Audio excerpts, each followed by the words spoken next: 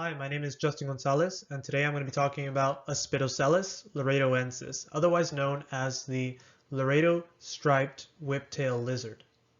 Aspidoscelis laredoensis was first described in McKinney et al. 1973, originating from the Laredo Webb County, Texas area. That's what gives it the common name of the Laredo striped whiptail lizard. It was originally classified into the genus Nematophorus. All electrophoretic, morphological, karyotypic, and mitochondrial data pretty much support this hypothesis that Aspidoscelis laredoensis originated via a hybridization event between a female Aspidoscelis gularis and a male Aspidoscelis sex lineatus. The conservation status of Aspidoscelis laredoensis is currently least concern. Here we have the scientific classification of Aspidoscelis laredoensis, starting with the kingdom Animalia, phylum Chordata, subphylum Vertebrata, class Reptilia, order Squamata, as the lizards and the snakes, family Teiidae, genus Aspidoscelis, and species, of course, Aspidoscelis laredoensis. Aspidoscelis laredoensis is said to be part of the sex lineatus species group. What specifically makes it a part of this group are these characteristics that we see here on the slide. It's 3 parietals, 2 frontoparietals, 4 left and 4 right and large supraoculars, and we can kind of see that on the photos to the right hand side.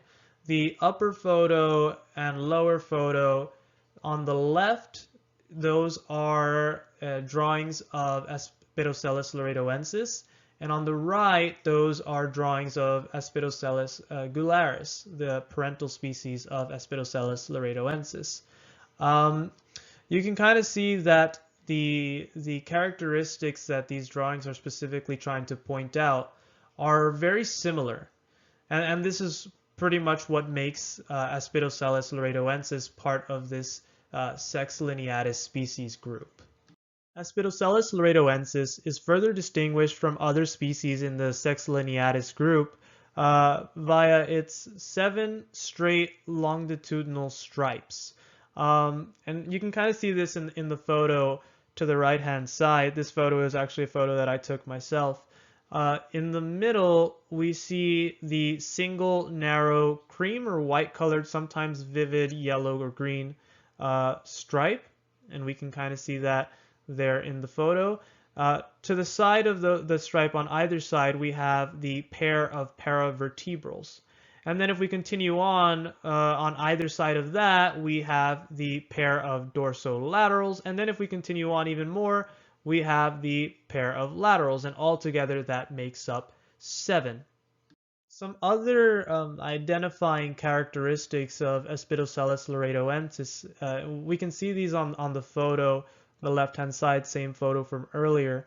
There are some small faded spots, particularly between the lateral and dorsolateral stripes. These spots, they're not always very visible, and we can definitely see that on the photo. The spots are there, they're just almost indistinct. The other thing is the dorsal coloration of Aspidoscelis laredoensis. It is a dark green or greenish brown, and the ventral coloration is pretty much a white.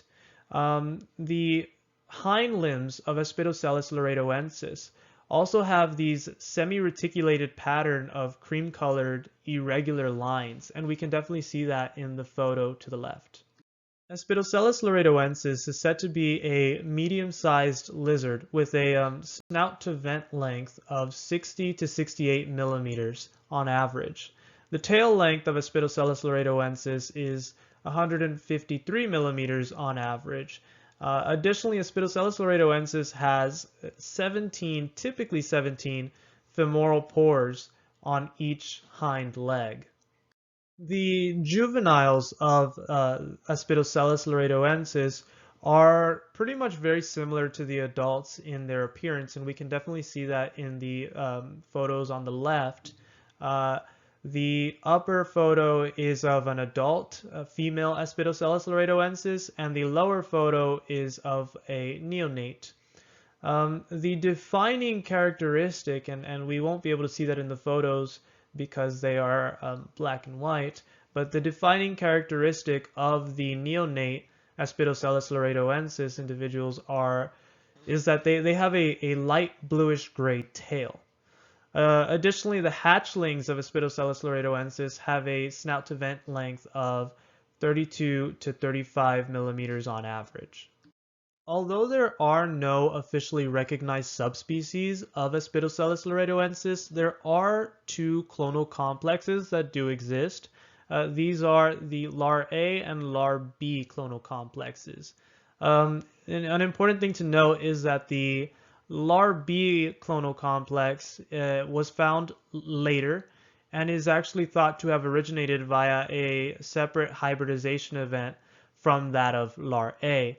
The LAR-A clonal complex is thus said to be the original Aspidoscelis laredoensis individual that was described in McKinney et al.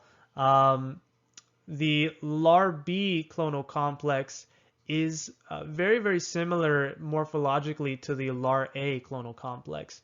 There are a few differences morphologically speaking, but these are really, really small and very difficult for the average person to be able to point out and differentiate between.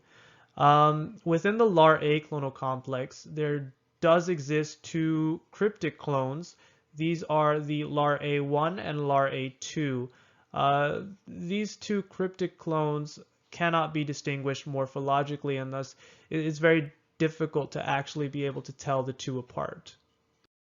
The activity levels of Aspidoscelis laredoensis are pretty much said to vary with the season. Generally speaking, however, Aspidoscelis laredoensis is a diurnal species, meaning it's active primarily during the day, with its activity peaking sometime between 0900 hours and 1300 hours. There are some differences between the two clonal complexes here, with LAR-A peaking in activity closer to 1 p.m. and LAR-B peaking in activity closer to 9 a.m. and then pretty much disappearing by the time 1 p.m. rolls around. Something that's really interesting here, in an experiment performed by Paulison in 1994, the escape behaviors of Aspidoscelis laredoensis were measured. And so pretty much what Paulison did was simulate a fake human predator and then measure how close this human predator was allowed to get to these wild Aspidoscelis laredoensis individuals before they fled. And so what Paulison found was that on average, the human predator was allowed to reach within a distance of less than 2.5 meters before the individuals would flee. After fleeing, however, these Aspidoscelis laredoensis individuals would pretty much run for an average of 2 meters before they would stop, turn to look at the human predator, and subsequently allow this human predator to once again approach. This time, however, with this second approach, the human predator was only allowed to get within a distance of less than 1.5 meters before the wild Aspidoscelis laredoensis individuals made a final escape. Both clonal complexes primarily consume arthropods, especially termites. As a matter of fact, termites were found to make up over 80% of all examined stomach content. Despite this, the LAR-A clonal complex was found to have a greater volume of various orthopterans, as well as insect larvae and different types of spiders, whereas the LAR-B clonal complex had a greater focus on termites than that of the LAR-A complex. It's actually thought that the LAR-A clonal complex consumes small numbers of particularly large prey, whereas the LAR-B complex consumes these large numbers of smaller prey. Even neonate Aspidoscelis laredoensis of both complexes um, consume termites. This suggests that Aspidoscelis laredoensis, both complexes, seemingly have a dependence on termites as their primary food source. The diets of both clonal complexes were found to vary with the months. And this suggests that Aspidoscelis laredoensis is an opportunistic forager. Um, both clonal complexes are active search foragers. Their their foraging behavior has been described, and it's described pretty much as they will move several centimeters or meters, then they'll stop to probe around the bases of the nearby vegetation and clumps of litter with their snout, searching for prey, especially termites. Both clonal complexes have a body temperature measured to be somewhere between 35 degrees Celsius and 39 degrees Celsius. However, both clonal complexes, they differ a little bit here, specifically in that the morning and afternoon temperatures of the LAR-B clonal complex were slightly different than that of the LAR-A clonal complex. The morning body temperatures of the LAR-B clonal complex were higher, and the afternoon body temperatures of the LAR-B clonal complex were lower than that of the LAR-A clonal complex. The LAR-A clonal complex peaked in body temperature sometime after 1 p.m., and this is thought to be reflective of the activity levels of the LAR-A clonal complex, which peak sometime at about 1 p.m. The LAR-B clonal complex also selected a lower body temperature at night than that of the LAR-A clonal complex. Interestingly, both clonal complexes select body temperatures less precisely than other Aspidoscelis species. This is thought to be a consequence of hybridization. Aspidoscelis laredoensis is a parthenogenetic species. It reproduces via parthenogenesis, meaning that all Aspidoscelis laredoensis individuals are female. The reproductive season of Aspidoscelis laredoensis is between May to August. The mean clutch size of Aspidoscelis laredoensis is about 2.9, but we can round it up to 3. The larger Aspidoscelis laredoensis individuals are found to have been capable of at least 2 clutches, whereas the smaller individuals really only produce 1. And this is a result of during the reproductive season, these individuals begin reproducing. The smaller individuals are thought to begin reproducing sometime later in the season, and that's why they only produce 1 on average. The neonates of Aspidoscelis laredoensis hatch sometime between late June all the way through August. They grow rapidly to reach maturity in time for the next reproductive season, sometimes even reaching maturity by December. Only about 7 to 8% of all Aspidoscelis laredoensis individuals are thought to survive from one reproductive season to the next. I've chosen to include the citation here for a really interesting paper, I think it's interesting at least, by Paulison and Walker. And Paulison is a name that comes up quite often when researching Aspidoscelis laredoensis. He's really done a lot of research and published a lot of research on this species. This particular paper is on some pseudocopulation behaviors that Paulison and Walker observed in their lab with some captive Aspidoscelis laredoensis individuals that they had. This is really important because it proves that although this species reproduces parthenogenetically, the genes that manage these behaviors for sexual intercourse still exist and are still functional within these within this species. And that's why this is just really incredible.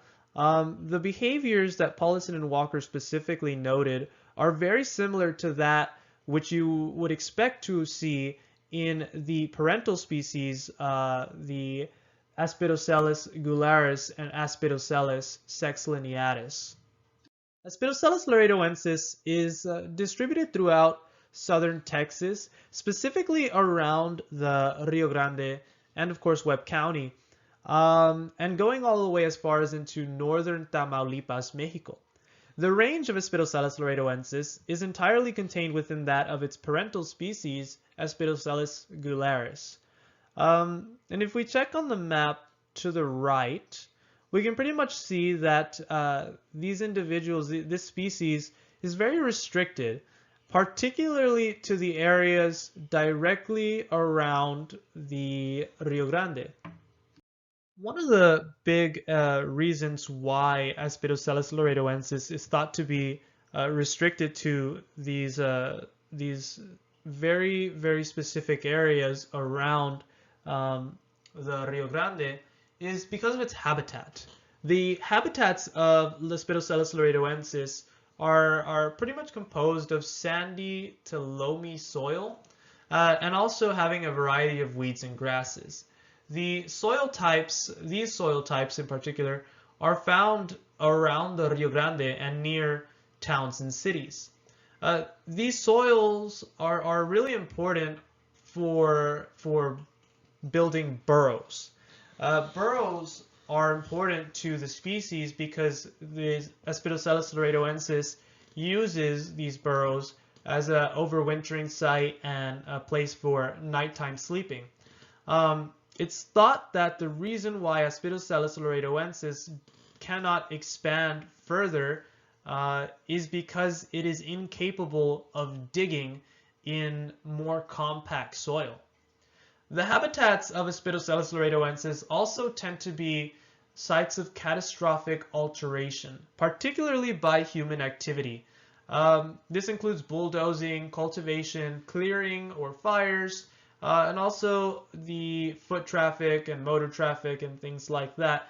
We can kind of see on the photos of the right, these photos were taken by Walker and published in Walker 1987. They are of a typical Aspidoscelis laredoensis habitat. The top photo shows these sort of areas you would expect to find Aspidoscelis laredoensis, and the lower photo shows the entrances for the burrows that this species builds. The microhabitat usage doesn't really seem to differ between the two clonal complexes. Both clonal complexes, however, seem to prefer microhabitats with loose soil, dense grass, and an overhead canopy that has some sort of opening. These three characteristics are particularly important because loose soil, as we've already discussed, assists in building burrows. The dense grass is thought to be home to a large number of arthropods, and thus the dense grasses would allow for these individuals to have a steady food source, and the open canopy allows for sunlight to reach down to ground level. This is particularly important because Aspidoscelis laredoensis is heliothermic, meaning it gets its temperature, it raises its temperature with sunlight. And so this pretty much concludes my presentation on Aspidoscelis laredoensis.